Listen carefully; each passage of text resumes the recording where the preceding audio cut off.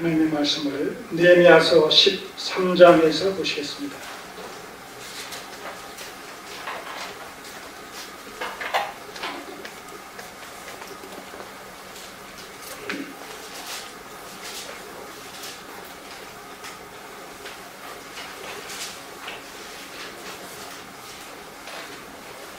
구약 747쪽입니다. 느헤미야서 13장 1절에서 9절까지의 말씀입니다. 1절에서 9절까지의 말씀을 같이 읽겠습니다. 그날에 모세의 책을 낭독하여 백성에게 드렸는데 그 책에 기록하기를 암몬 사람과 모압 사람은 영영이 하나님의 궤에 들어오지 못하리니 이는 저희가 양식과 물로 이스라엘 자손을 영접지 아니하고 도리어 발람에게 뇌물을 주어 저주하게 하였습니다. 그러나 우리 하나님이 그 저주를 돌이켜 복이 되게 하셨다 하였는지라. 백성이 이 율법을 듣고 곧 섞인 무리를 이스라엘 가운데서 몰수히 분리케 하였느니라. 이전에 우리 하나님의 전 골방을 맡은 제사장 엘리야십이 도비야와 연락을 있었으므로 도비야를 위하여 한 큰 방을 갖추었으니 그 방은 원래 소재물과 유향과 비명과 또 레위 사람들과 노래하는 자들과 문지기들에게 11조로 주는 곡물과 새 포도주와 기름과 또 제사장들에게 주는 거제물을 둔 곳이라. 그때는 내가 예루살렘에 있지 아니하였었느니라. 바벨론 왕 아닥사스다 32년에 내가 왕에게 나아갔다가 며칠 후에 왕에게 말미를 청하고 예루살렘에 이르러서야 엘리야십이 도비야를 위하여 하나님의 전뜰에 방을 갖춘 악한 일을 한지라. 내가 심히 근심하여 도비야의 세간을 그 방 밖으로 다 내어 던지고 명하여 그 방을 정결케 하고 하나님의 전의 기명과 소재물과 유행을 다시 그리로 들여 놓았느니라. 아멘. 기도드리겠습니다.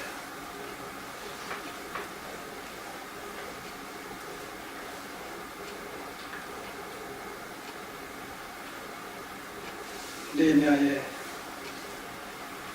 지속적인 개혁에도 불구하고 저들이 예루살렘 성벽을 봉헌함으로 말미암아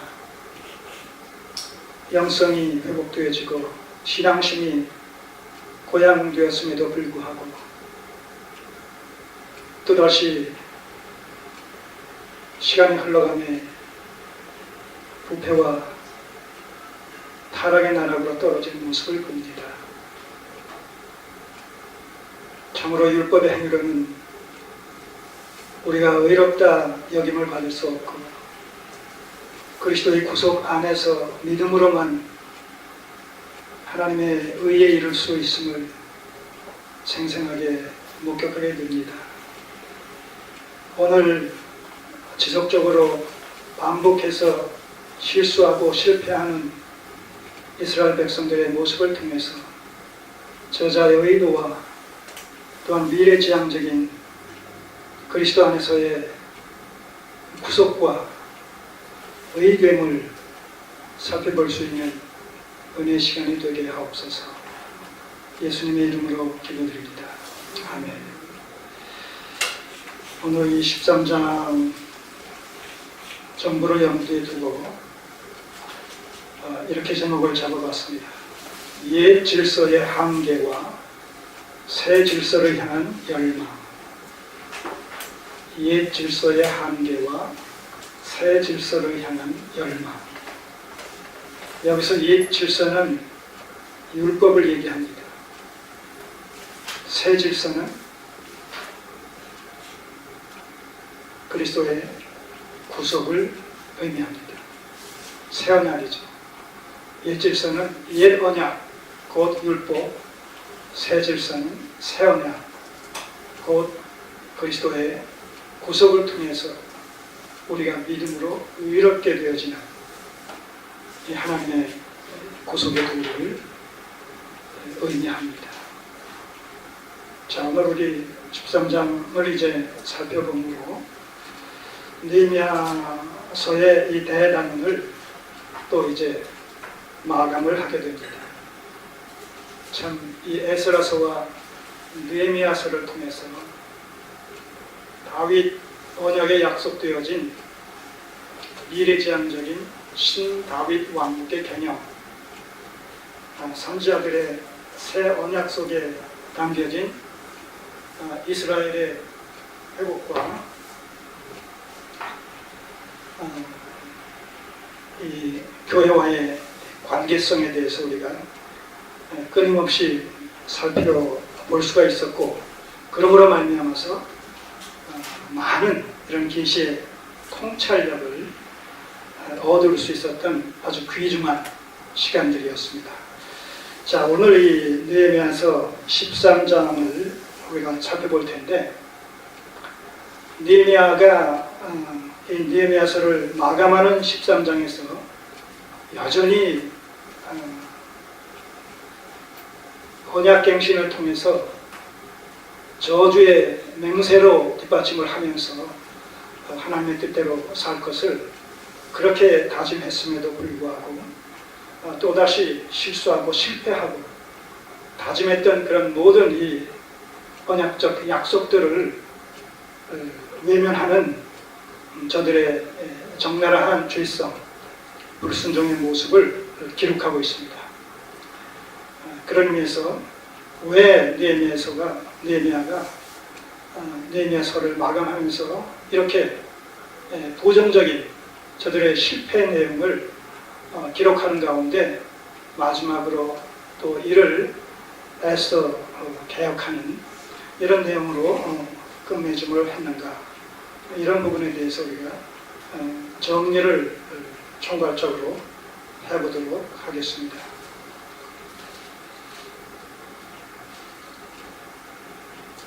13장 1절에서 3절까지의 내용은 12장 44절에서 마지막 47절까지의 내용과 문맥적으로 연계가 되어 있습니다. 다시 말해서 12장 44절에서 47절과 13장 1절에서 3절까지의 내용은 긍정적인 내용이 소개되고 있는데,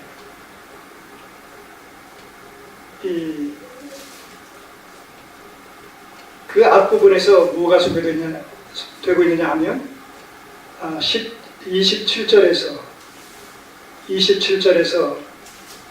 43절까지의 내용이 바로 예루살렘 성벽 이 낙성식, 봉헌식에 대해서 소개를 하고 있습니다.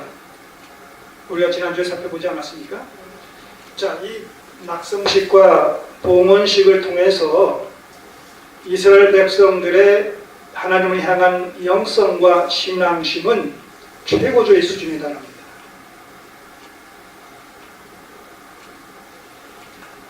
그 연장선상에서 그 영향력으로 말미암아 이제 44절에서 47절까지의 내용과 13장 1절에서 3절까지의 내용이 뒤따르게 되는 거예요. 그 영성의 회복과 신앙심의 고조의 연장선상에서 우선 44절과 47절까지의 내용은 그들이 그 봉헌식을 통해서, 낙성식을 통해서 뭘 받느냐 하면 제사장들의 열심과 제사장들의 헌신의 모습을 목격을 하면서 참으로 성전 중심의 신앙생활을 해야 되는 것이 이스라엘 백성들의 하나의 영적인 정체성이다 라고 했을 때, 성전과의 불과 분리의 관계성을 맺으며 성전 중심의 신앙생활을 해야 될 이스라엘 백성들에게 있어서는 그 성전 제의를 주관하는 제사장들의 역할, 레위인들의 역할이라는 것이 얼마나 소중한가, 중요한가라는 사실을 아주 생생하게 눈으로 목격하고 확인할 수 있는 계기가 되어졌기 때문에 저들에 대해서 크게 감동을 입었다는 거예요. 그 결과로 말미암아 레위인들을 위해서 그들의 생계를 보장해 주기 위해서 바치는 소위 11조를 위시로 해서 여러 첫 열매들이라든가 곡식과 식료품과 생활 필수품들 이런 것들을 기꺼이 이스라엘 백성들이 성전에 냈다는 거예요. 바쳤다는 거예요.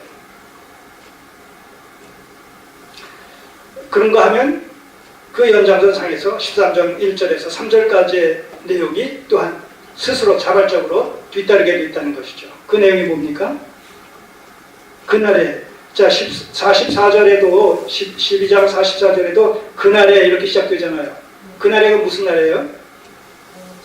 봉헌식 날에. 자 그리고 13장 1절에도 보세요. 그날에.